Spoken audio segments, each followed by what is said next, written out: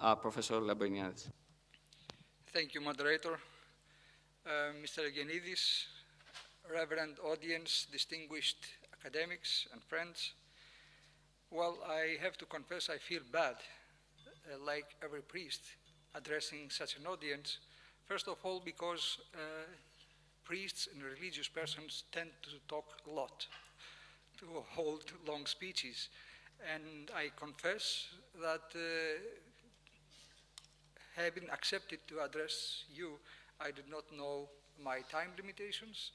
I tried to shorten my presentation, and I ask for your understanding, but I promise that I will reward you at the end with a story that my professor told me about the techniques of homiletics at the University of Thessaloniki. My talk has the topic about the personhood in an age of biotechnology. It is a great honor to stand before you today to present a topic which has been discussed from a wide array of spectrums in recent years, yet which has continued to be of relevance to humanity through the ages. Personhood is a term used freely by contemporary theologians, philosophers, ethicists, sociologists, physiologists, economists. The list could go on. Though it is indeed a convoluted term, and though experts approach the topic from various vantage points, we can often more easily agree on what personhood is not. Nonetheless, even when we are able to agree on what remains outside the sphere of personhood, there still remains plenty of room for debate and disagreement. Of course, such discussion does not occur in a vacuum. When we speak about persons, we invariably refer to certain kinds of individuals or groups. For example, the majority of people are inclined to agree that inanimate objects or animals do not possess personhood, but that human beings are indeed persons. It is quite easy for us to make such a determination when comparing among the different species. However, the same cannot be said when we compare individuals from one and the same species, namely humankind. As a way of clarifying my point, consider the following. If we ask everyone in the audience today to raise their hand if they believe that human beings are persons, we will likely have an unanimous vote. However, if we ask how many people believe that a fetus is a person, we might have less hands being raised. It was obvious by the previous presentations. Furthermore, if we ask people to consider the status of a patient in a persistent vegetative state, we might have even less people clearly recognizing the presence of personhood. These examples are intended to assist in focusing our attention on the specific perspective from which I hope to analyze the notion of personhood today.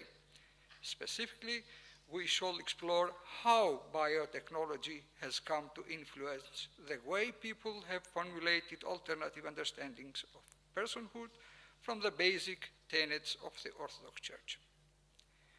Our presentation is therefore divided into two sections. First, I will offer a brief review of the historical and theological meaning of personhood.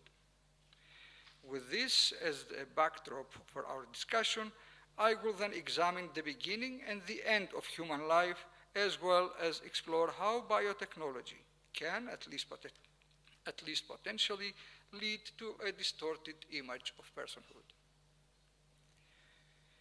As we know, relationships play a vital role in the lives of human beings. Throughout a person's life, that is to say, from the moment of conception all the way to the hour of death, an individual comes into contact with various forms of communities and experiences endless interactions with others. Such relationships influence and mold each of us into the persons we are. one may benefit greatly or else suffer deeply from relationships that one forms with others. Consistent throughout the broad range of relationships that we may potentially establish is the fact that these relationships contribute to the shaping of our personality. In other words, human relationships, whether positive or negative, help make us the persons we are. However, it is important to recall that the notion of personhood in Orthodox theology does not develop out of any abstract discourse or intellectual speculation about the nature of humanity. In other words, humanity does not turn exclusively to itself in order to gain a better appreciation of what it means to be a person. Rather, the meaning of personhood stems directly from the diverse Christological and Trinitarian controversies that challenged Christendom in its formative years. We may then state with certainty that the Church's faith in a single God, revealed as a loving communion of three divine persons, directly and profoundly influenced the development and understanding of human personhood. The basic theological tenet of faith, namely that man is created in the image and likeness of God, allows us to conclude that a human being exists as a person if he or she can achieve the same mode of existence as the divine persons in the Trinity.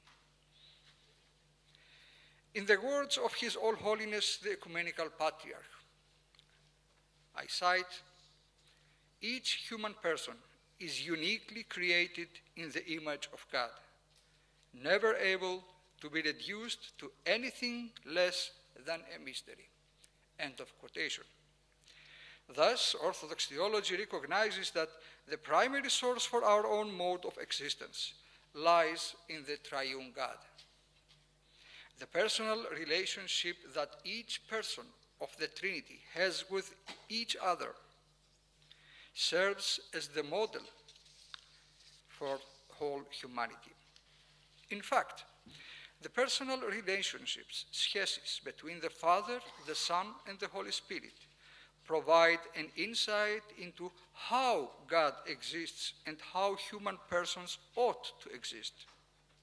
Moreover, outside of each person's relationship to the other person, one cannot comprehend the Trinity itself, or more precisely, as noted by a leading Orthodox theologian of our time, none of the three persons can be conceived without reference to the other two, both logically and ontologically. Endowed with the image of God, with a tendency for interpersonal communion, one may conclude that each human person can only exist as a person when fully engaged and committed to the relationship confirmed with the others.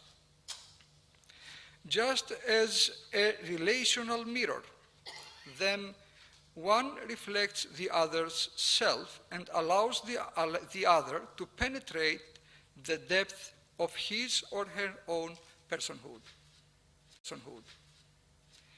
The idea touches upon the etymological root of the Greek word for person, namely prosopon. For someone to exist as a prosopon, one must be whole enough to look at another prosopon,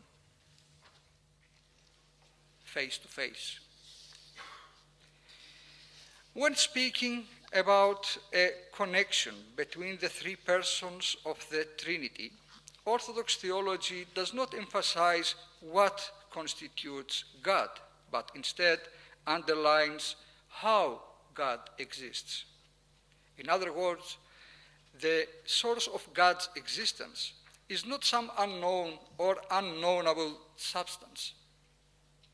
Orthodox theology never associates the divine source with a particular essence. Rather, divine personhood represents the primary and absolute concept in existence. Therefore, God as monad of single substance can never exist prior to the persons of the Father, the Son, and the Holy Spirit. I skip some deeply theological thoughts, which may be difficult. I will present them during the discussions, I hope. When we say that God is love, for example, we understand that God subsists as Trinity, that is, as a person and not as a substance. I am talking later about the implication of the notion of the freedom of the person to this understanding of the personhood. From the moment that one ceases to love and accept love from others, one also ceases to exist as a free person and is enslaved to finite human nature. Now I'm coming to the human relationships and the contemporary biotechnology. As with the Father, the Son, and the Holy Spirit, personal identification depends on the type of interactions we form with other people. There are many instances when we engage others simply because there is a pressing need to do so. For example, I address to you or approach a specific individual because I wish to accomplish something. In this sense, people become a means to a particular end. However, Orthodox theology reaffirms that since God endows us with his image, human beings are called to live in a manner similar to God, namely, free from all necessity and limitations. John Zizioulas notes that although man's nature is ontologically prior to his personhood, man is called to an effort to free himself from the necessity of his nature and behave in all respects as if the person were free from the laws of the nature. Again, the laws of nature are not afforded a negative place in Orthodox theology, but we recognize that the natural laws tend to become an impetus for constantly focusing attention on the needs of our limited nature and not fulfilling the possibilities of our infinite personhood. Only when nature begins to exist hypostatically or personally, as it does with the three persons of the Trinitarian God, does it exist truly and eternally. As images of God, human beings must strive to overcome such limited existence precisely because the laws of nature neither limit God nor cause his existence. I'll try my best. When a man and a woman first envision their lives as a couple, the thought of having children is expected and often welcomed. The desire to have children is as natural as breathing for most humans. Procreation is almost coextensive with creation itself. However, with the attending social and familial pressures, the thought can become quite overwhelming. For centuries, human beings have sought to strike a balance between sexual intercourse as a means of bearing children and sexual intimacy as a form of pleasure. This has introduced a wide array of contraceptive methods ranging from physical to chemical control. While human beings have used artificial means to avoid childbearing in the past, even reducing abortion to an ultimate contraceptive measure, today, quite ironically, we spend much time, energy, and finances attempting to have children through artificial means.